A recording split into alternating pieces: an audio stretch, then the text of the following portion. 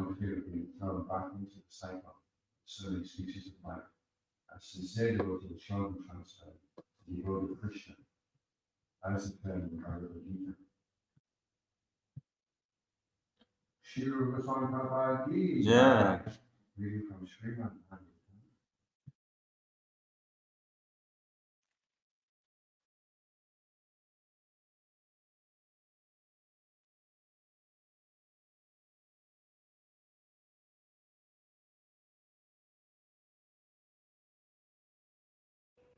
Is this on?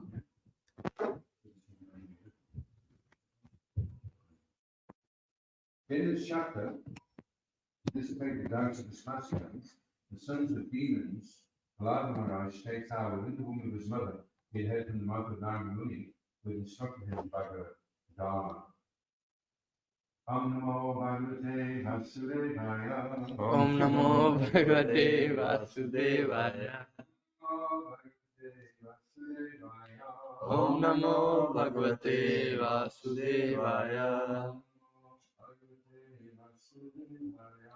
Om Namo Bhagavate Vasudevaya.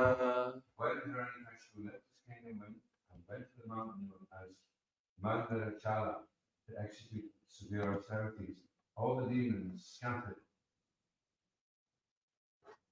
Hiranyakashipu's wife, Kayada, was pregnant at that time, and the demigods mistakenly thinking that she carried the demon in her womb and left it there.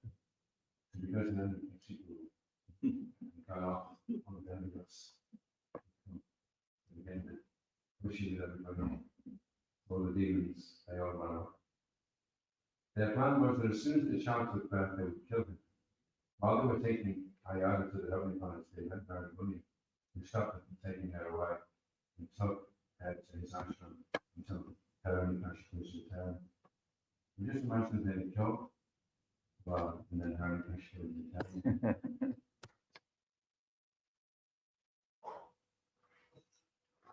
In Narada Muni's ashram, Kayada would pray for the protection of the baby in her womb, and Narada Muni reassured her and gave her instructions on spiritual knowledge. Taking advantage of those instructions, Prahlad Maharaj, although a small baby within the womb, listened very carefully. The spirit soul is always apart from the material body. There is no change in the spiritual form of the living entity. Any person above the bodily conception of life is pure and can receive transcendental knowledge. This transcendental knowledge is devotional service, and Prahlad Maharaj, while living in the womb of his mother, received instructions in devotional service from Narada Muni. So it's interesting, it said that when the child is in the womb, it can remember at least its past birth, sometimes it can remember its past 100 birth. But then when it's born, because of the trauma, it forgets. So Prahlad Maharaj was able to maintain his memory, because once he was born, even though the trauma, he didn't forget. But most of us do, obviously.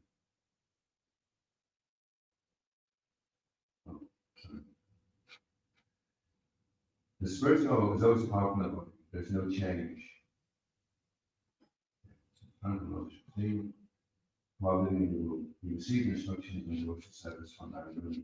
Any person engaged in the service of the Lord through instructions of a bona fide spiritual master is immediately liberated and free from the touches of Maya. He is relieved of all ignorance and material desires. The duty of everyone is to take shelter of the Supreme Lord and thus become free from all material desires. Regardless of the material condition in which one is situated, one can achieve this perfection.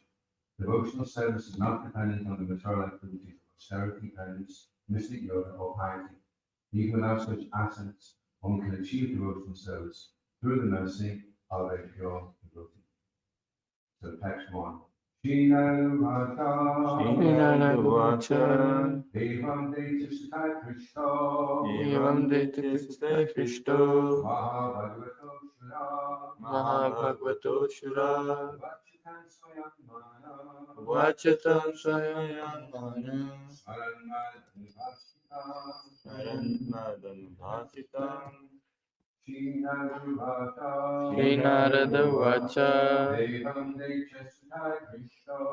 Evam Daitya Sutta Krishto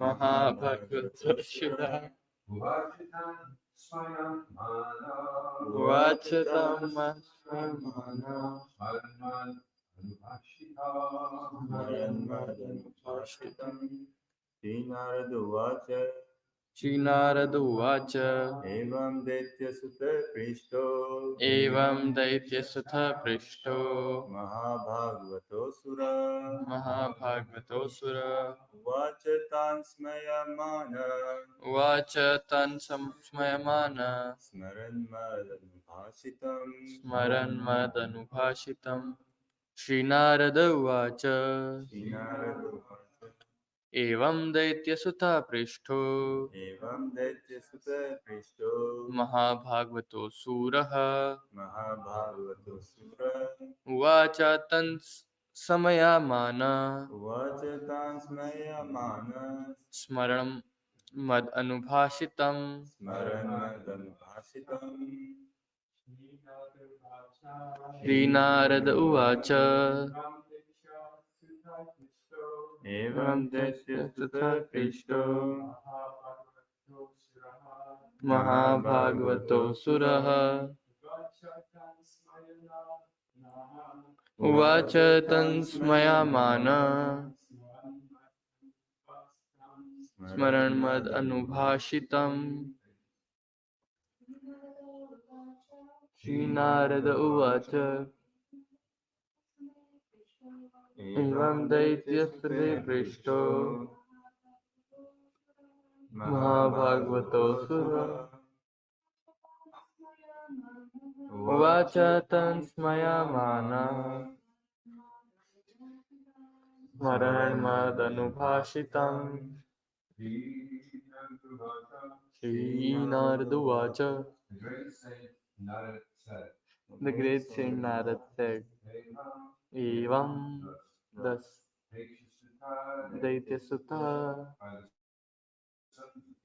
by the sons of demons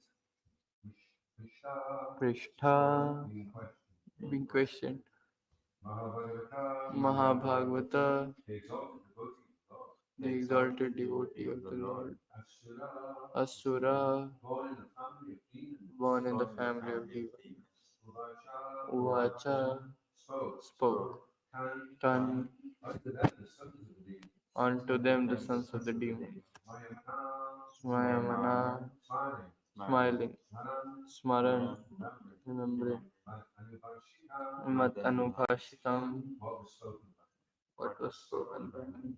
Now it can be said, although Maharaj was born in the family of Asuras who was embraced of all devotees, having thus been questioned by his past friends, the sons of the Asuras, he remembered the words spoken to him by me and replied to his friends as follows.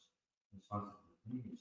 Narada Muni said, As Muni said, although Prahlad Maharaj was born in the family of Asuras, although Prahlad Maharaj was born in a family of Asuras, he was the greatest of all devotees. he was the greatest of all devotees. Having thus been questioned Having thus been questioned by his past friends, by his class friends, sons of the Asuras, the sons of the Asuras, he remembered the words he remembered the words spoken to him spoken to him by me and replied to his friends as follows. and replied to his friend as follows.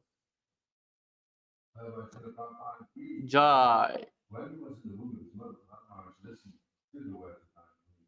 One cannot imagine how the baby in embryo could hear Narada, but this is spiritual life. Progress in spiritual life cannot be obstructed by any internal condition. This is called Adhoksaja. Perception of spiritual knowledge is never checked by any internal condition. But Lord Maharaj from his very time spoke spiritual knowledge to his past friends, and certainly it was effective, although all of them were children.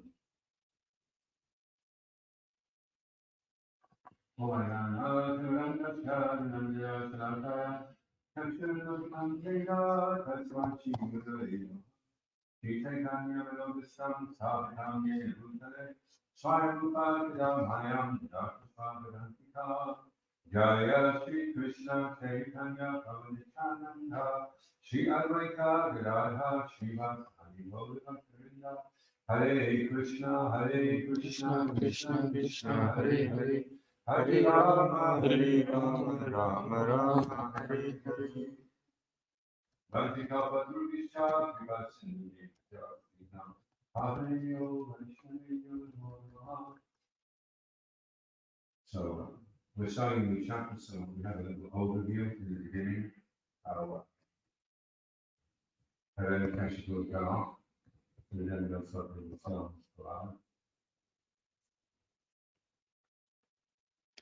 And then Harry will be showing them, you know, this is going to be a great devotee. So you can imagine the delegates would have been reluctant, but Narayana was famous enough and well known enough to take him seriously. So Narayana said it.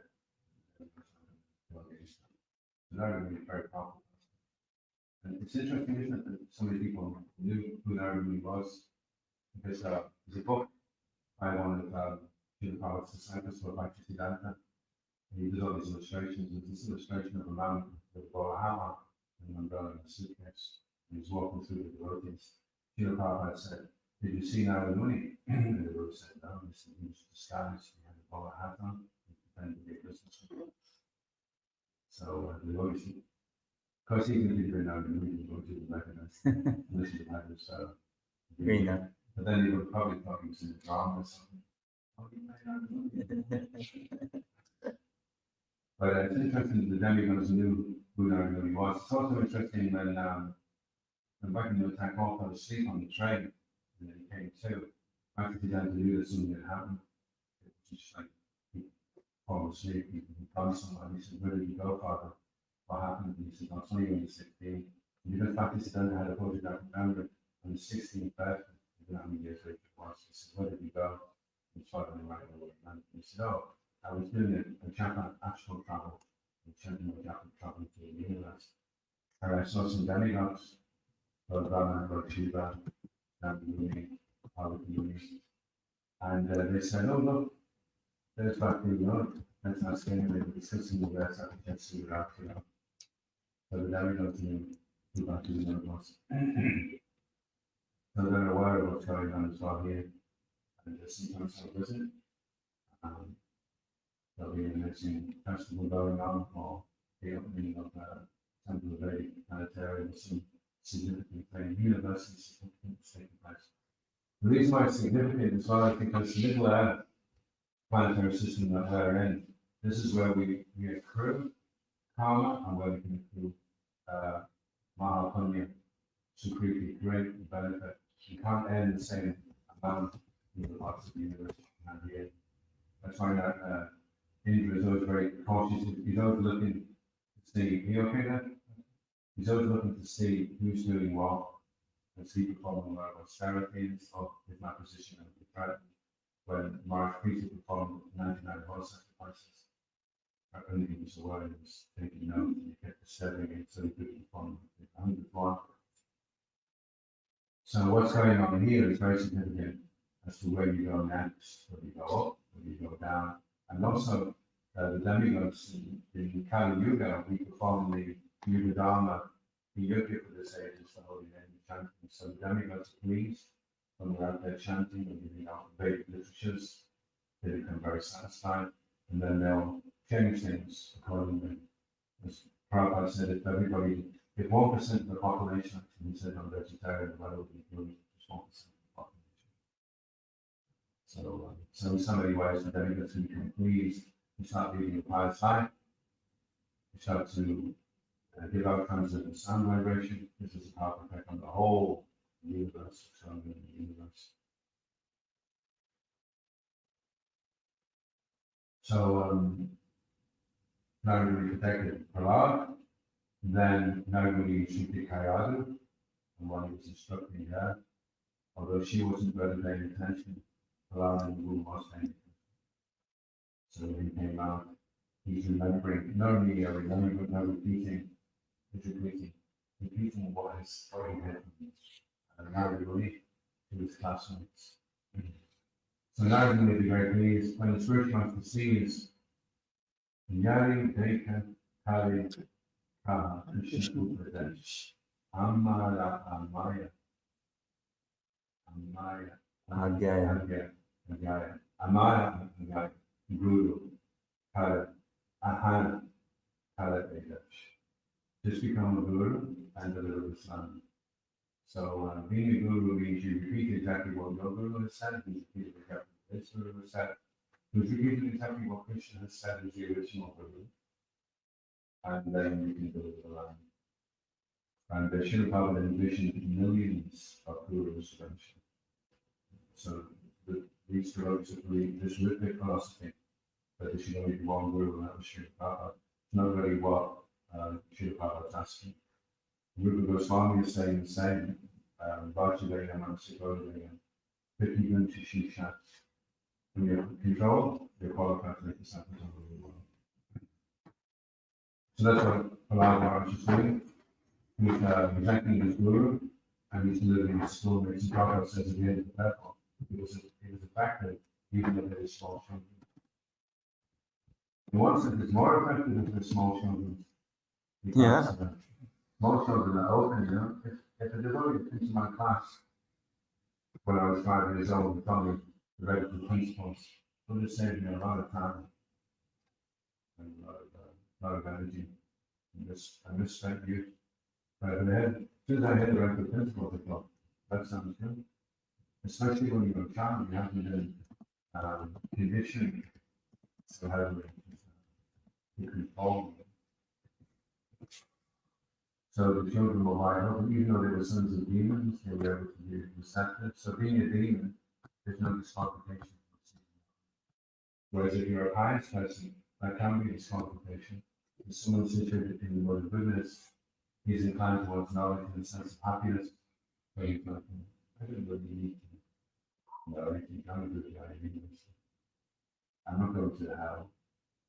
Maybe I'm just not helping kind. That's the problem with the mode of goodness. Whereas at the sons of demons, you know, if you're a son of a demon, you know, if you're going to take Christian consciousness, you're going to be in big trouble. It's not that horrible. So it's quite an incentive there to do something to get out of the eternal world. So rather listen, and probably say one cannot imagine how this took place, that the child in the embryo was able to receive his knowledge, but then he refers to that verse that I Sanharo Damo, the Hilbok here, I heard to get the theatre. The Atma superseded, you superseded the is completely satisfied. The Atma will be completely satisfied when you engage in this unmotivated and uninterrupted devotion service. Unmotivated and uninterrupted, it has to be unmotivated to be uninterrupted, because what interrupts is motivation. There's no motivation. And no interruption means Netanya. It means always chanting. So we chant for 16 rounds, and then when the beatback goes down, the chanting stops. But when you're chanting Shuddhanam, the beatback goes down, but the chanting doesn't stop. The chanting goes on 24/7. It's like background music, but always the chanting goes there. The chanting is the fabric of reality. So once you really hear that, then it doesn't stop. And once you've rendered, when you actually rendered, like you're hearing there about first stage of devotional service, but when the devotional service is mature, then it becomes uninterrupted, and it becomes unmotivated.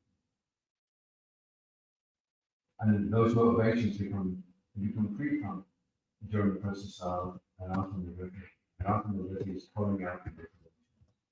And instead of the practice, the motivations have been pulled out, then we use the stage of Nishtha, which means we go from Kanishta to Lajna.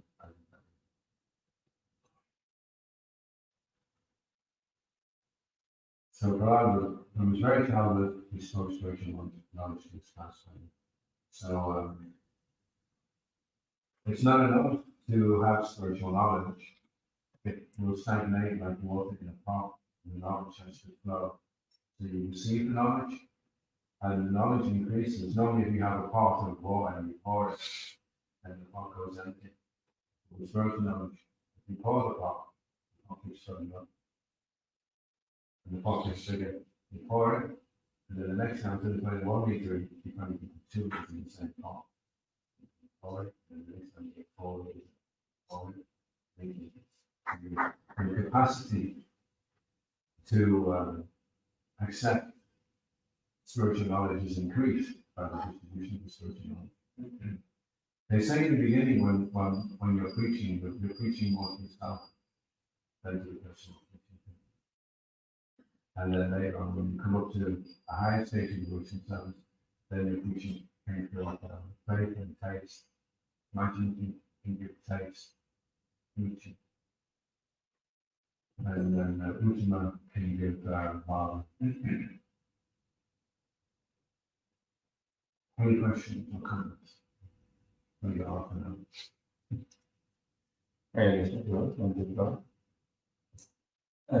Just a comment like on Prabhupada saying Narad Muni was here. I heard some devotees in India glorifying their spiritual master and like saying like some of the spiritual masters currently they are like gods assisting the mission. And you don't know some of their disciples, we may come across some close association, but be careful who you are associating with. You could be well associating with the demigod, you don't know what you could be a demigod you are associating with. Also, like Jayapataka Maharaj's, everyone is well aware, like his glories in the movement and his contributions. So, okay. Probably a question like nectar of instruction. There is nectar of instruction. This Vachavikam and Savikam is just wisdom qualification. One with sense control, mind control, and urges of the tongue, many genitals. Otherwise, in Srimad Bhagavatam, we see that Sabda Brahmaja Nishnati, Na Nishnayat Paroyadi, that one who is actually convinced of the scriptures. Like this translation says, like one who has realized the conclusions of the scriptures by deliberation, and he's able to convince us of these conclusions that of the Vedic literature, Krishna Vastu, he's qualified to become a guru. Yeah. We have to qualify what the qualifications are. Yeah. So you always have two aspects to the Vedic literature. One aspect is that it's very easy.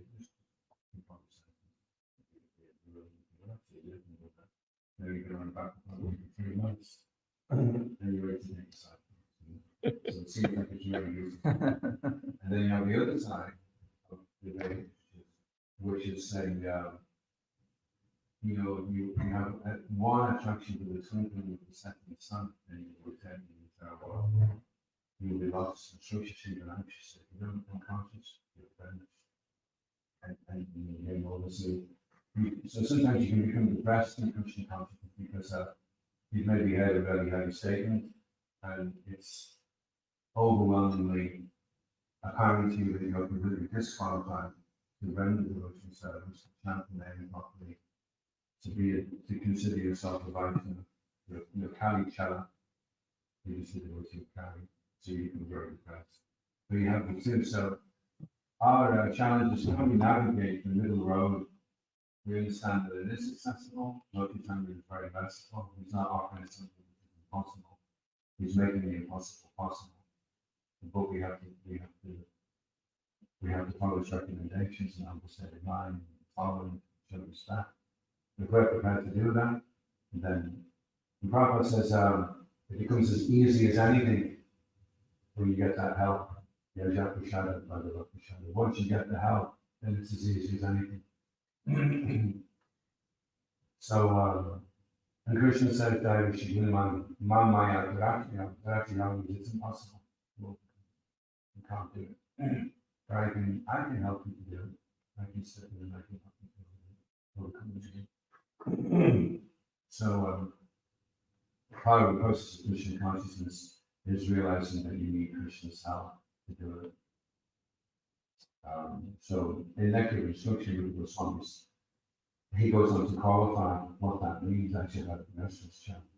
It's talking about this, that. So you may be thinking, how do you control myself? It's qualifying what does that really mean? Who's the chant barrier? Are you being patient? Are you confident? Are you able to sustain yourself along that? Or do you control your senses for half an hour? Can you do it now or was it saying period of time?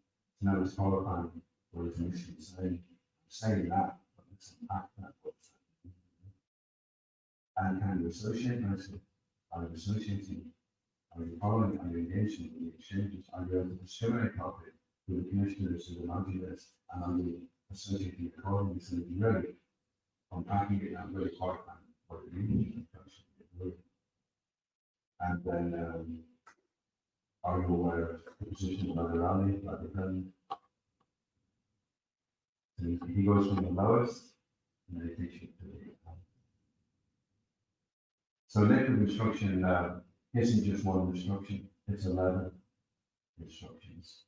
So when you take the liquid instruction, you have to take all 11 instructions. Just like they'll say, they'll take Shiva Prabhupada talk, and they say, it's okay, Prabhupada says it's okay to smoke a cigar, or whatever it is they find. And you have to take the 80, 90 books of Prabhupada, read all that, and then in that context, not just one random statement.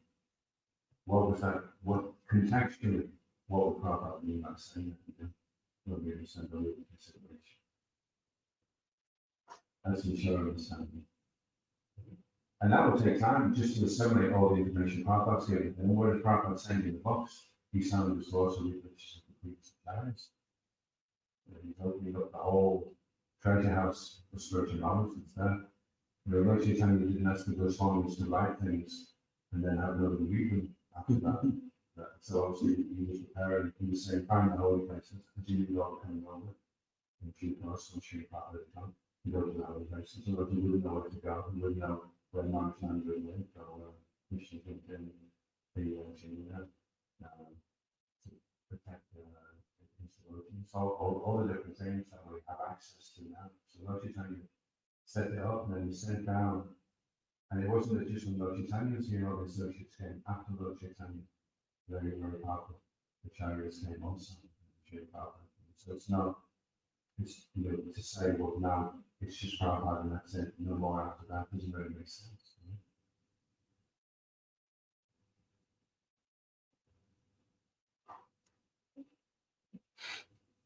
This, the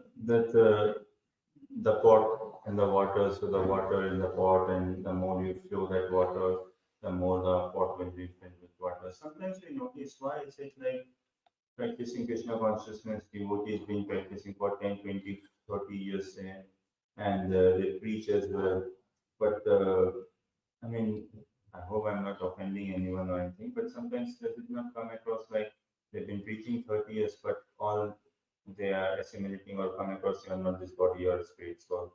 And the preaching starts at that level and it pretty much stays only at that level. So how come the pot of the water in the pot is not getting more and more filled? Well, it depends what you consider filling a pot being more filled would indicate.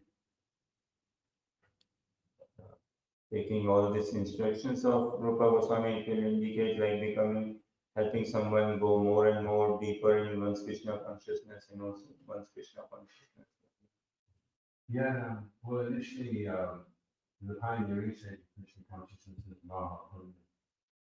I'm not trying to reverse this because You better find out who you are so much love with that word. So Mahaprabhu, so everyone you come in contact with gets to read about, see the shower, they slam the door in your face, they take a book, or one way or another, you get a whip of cement and it's going past. So that's like, Prabhupada saying that the negative devotion, per se, to devotion is at least secure yourself to giving birth in the next life. So if somebody's been practicing Krishna consciousness for 4 years, how many people has he secured giving birth in the next life?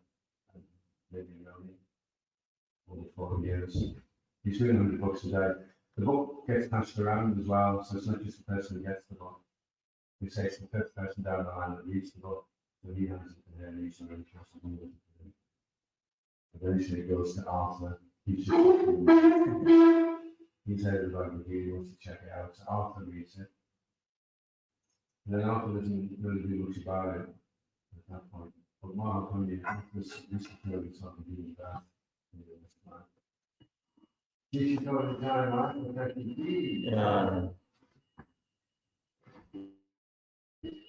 And yeah, we don't know. We don't know how it was developing internally. There's two leaves that unfurl on the Rocky Mountain Beach. One is the leaf of auspicious qualities, the Subadar. One is the leaf of inauspicious qualities disappearing. So sometimes the Roshi can practicing for a long time. This is usually not any good qualities at all, but his bad qualities are reduced.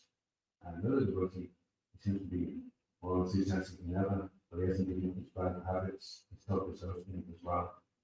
So sometimes the unfurling of the leaves, one unfurls in the other.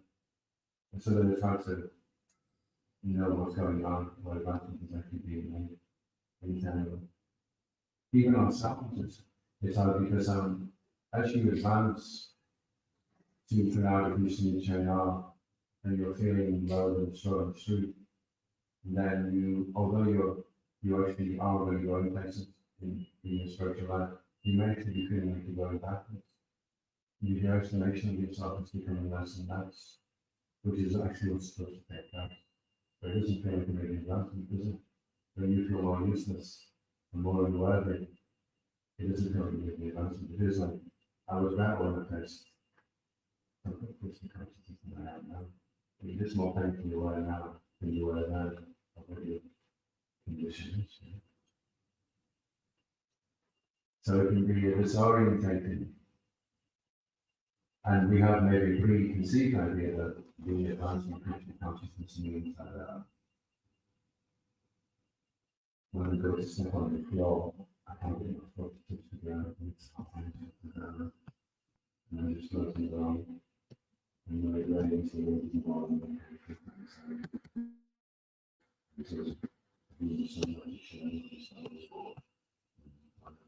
and I hold my head to the clouds, and I love support.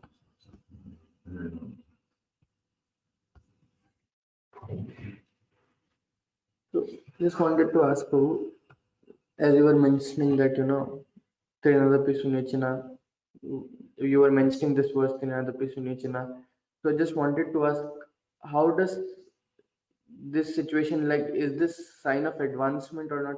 Like somebody, just acting humble inside his, like, heart, he's not really humble, he's thinking, oh, what does this person think of himself? But in front, he's like paying obeisances, he's washing everyone's plate, or he's doing all sorts of like menial services, whatever he's all allocated. But in the mind, he's thinking, oh, I'm not fit for this. I should be given pujari services, or I should be, doing something else with my time. So, You're talking about yourself, right? of course not. So it takes time. That'll take time. You go through different stages of Krishna consciousness. It's called Krsna mind by Vishnu Chakravarti. One of the poems in the Srimad says, Utsa is confident and mind is soft. He has this false confidence. He has to look at his watch to see how I'm doing the movement. And already he's really second. He doesn't very enthusiastic. So that's Utsa mind. So because of that, his devotion seems to be unsteady. Sometimes up, sometimes down. And when he shifts through the 6 stages of unsteady devotional service, striving in direct inability to follow vows, enjoying facilities that come along the way. I mean, there's a lot of things to get through. When he gets through all that, then the service goes steady. When it's steady, then he's mission. And that's when the fun begins. When you're mission, that's when things start getting more interesting. That's when you can look at really learn. Up until then, one day you're humble, next day you're proud, one day you think you're better than them, next day you think you're better than you. There's an emotive connection. You're hovering on the mental platform. And the mental platform is like a kaleidoscope. The kaleidoscope, you see those things, you turn them, those you turn the pattern keeps changing. The mental platform, no matter how you try to adjust things, it goes changing anyway. You've got this idea of this conception. And as you're formulating it already, it's not changing.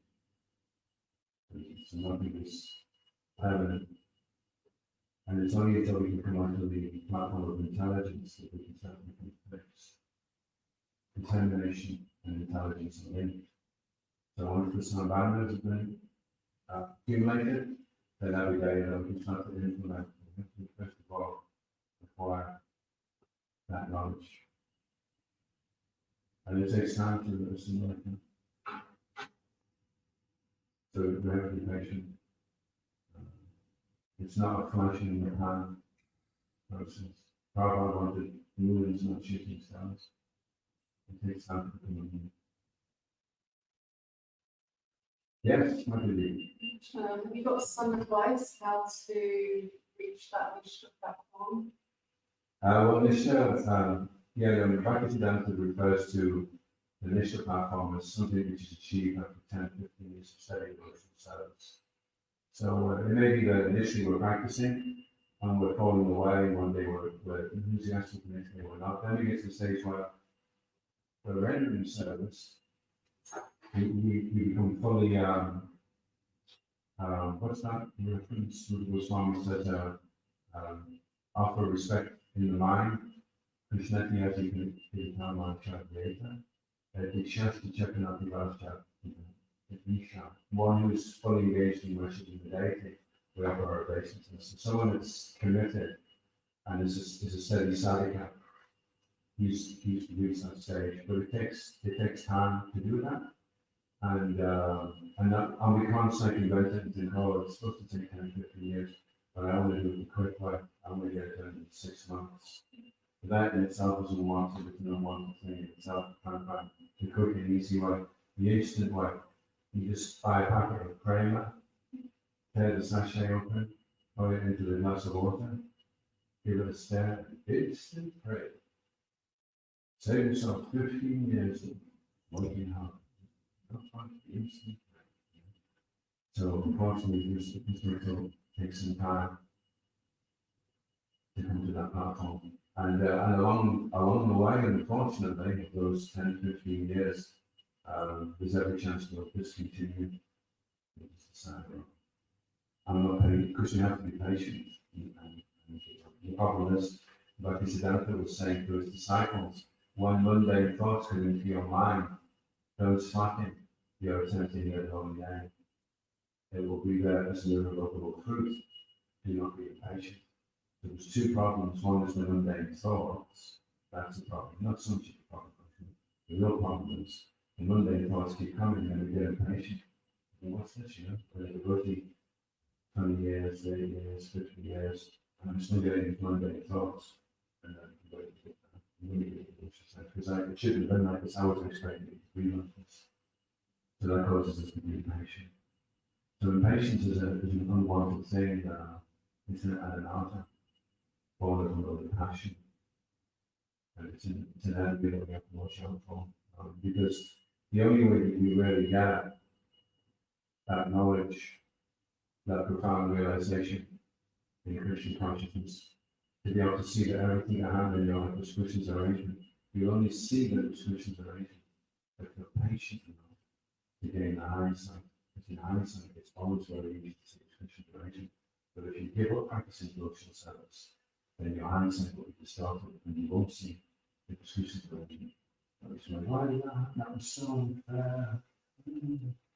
Why did Krishna make that mistake? Why did that happen? So that you'll never be able to access that really reliable resource of hindsight. But definitely, if you keep going, you keep pursuing it, even when it seems impossible and you're making no progress.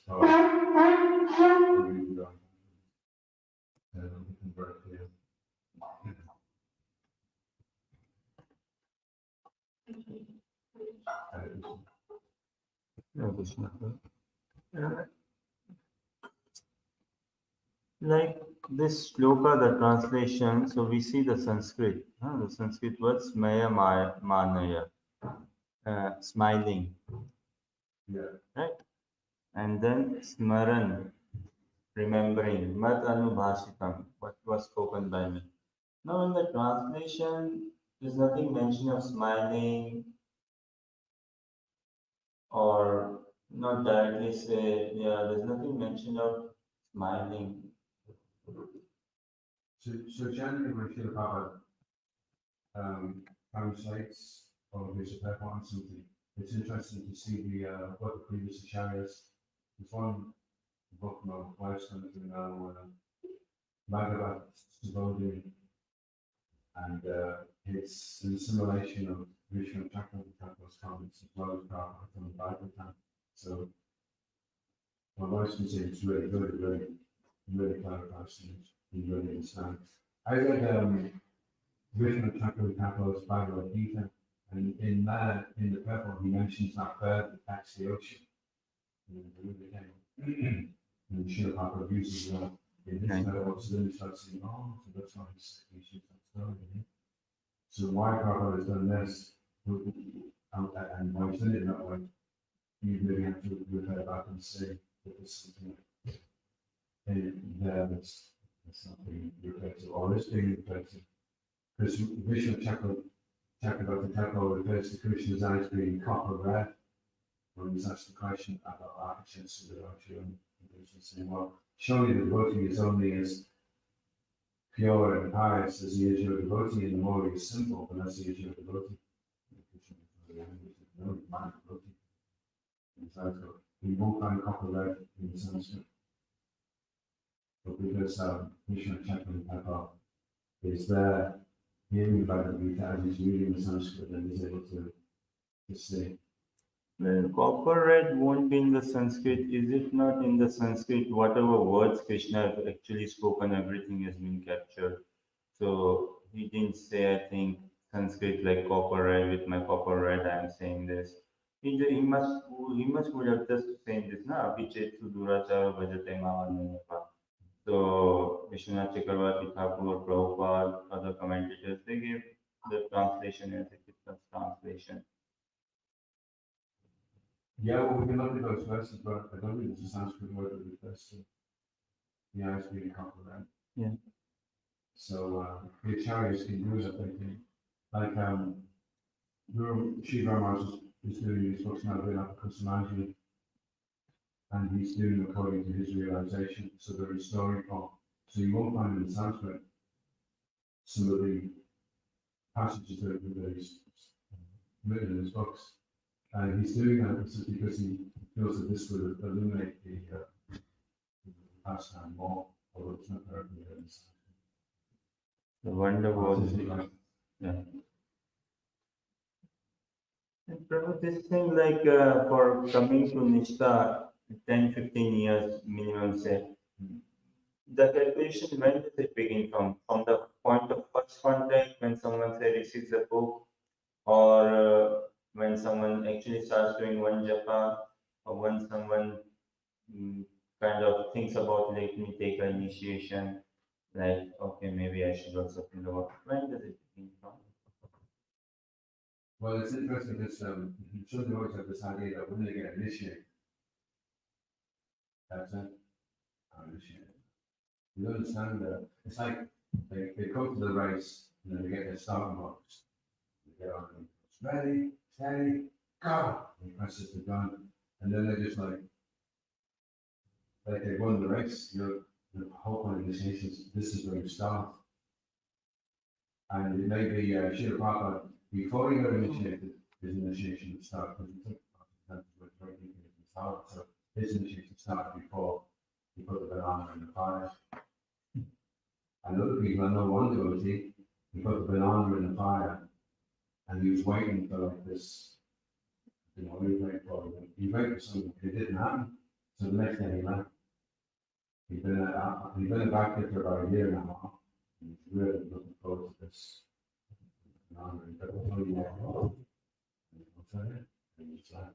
So for him, initiation hasn't started yet.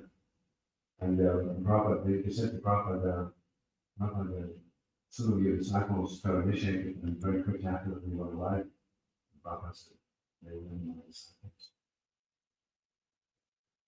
And yet, how long is it going to take before you get to the point of doing study of those? It will take you 10 years to get all go.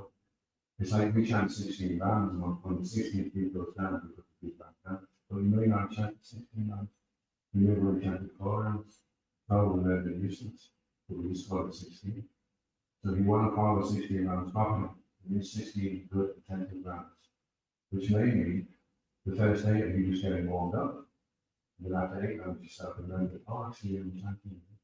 I think I'm chanting. And then count it from there. So we see devotees, right, like we form conviction Prabhupada. Like 10, 16 rounds, follow 4 reds, and I'll take you to Godhead. So what 16 rounds is Prabhupada meaning? Just when the last bit goes, or he's meaning like those good 16 rounds? Or... If you chant 16 good rounds, then there's a good chance you do 16 good rounds the next day. There's a good chance you can be able to follow the principles very easily. If you chant 16 terrible rounds, then it will be very, very difficult for you to follow the principles. And it will be very difficult for you to chant the 16 rounds the next day. But if you do manage anyway, despite that, to continually do that every single day, because you've done your part, then you'll go back. But why make it more difficult for yourself? Why not just chant 16 rounds? Because there's every chance, if you're doing 16 bad rounds, there's every chance you'll stop. And there's every chance you'll break the principles. You may not, maybe the exception is not, but you really do decrease your chances of chanting 16 rounds every day. Following the principles, if you chant 16 bad rounds, the percentage goes right down. Whereas if you're doing good ones, if you're chanting good rounds, you'll want to chant more rounds as well every day. As soon as there's a third minute, to read that on your now, you can click it. I'm doing the 7 Japasanya, tonight between 7 and 8, and there's some of the devotees. So one in particular, he thought, I'd like to check out how many rounds can you chant extra. Bottom of the building, so I don't know, text goes, you just clicking away. 40 rounds. 40 rounds. 40 rounds that it's just you normally space out that you can squeeze in. It reminds me of that story the professor goes in front of the class and he gets a glass jar and he says, is the jar full? And they say, no. He goes, okay, and he throws a little rocks and he says, is it full? And they say, yeah. And then he gets small pebbles and shakes it. And he says, is it full? Now, he says, yeah, it's definitely full now. And then he gets some sand, he puts the sand in shakes. He goes, is it full now? He says, it's definitely full now. Then he gets some water. And it's missing now, it's definitely full. He says, well, what does that mean? So nobody knew what it meant. What it means is the rocks were 16 rounds, 16 good rounds. And then anything else you can fit in. And isn't it amazing that even rounds that you're not chanting on beach, shopping at Tesco, so you go to the even then, that sand, you can get 40 rounds in between, and 16 solid ones on beach.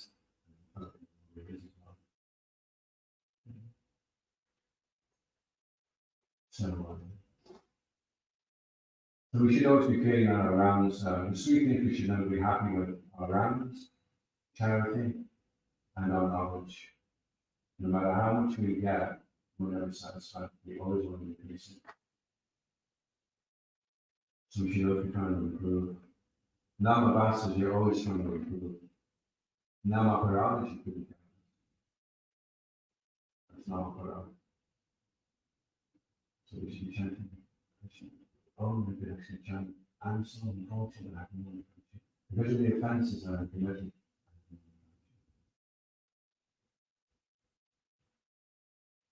Jai, it's not very good to keep. His grace Adhoksaja Krishna Prabhu ki.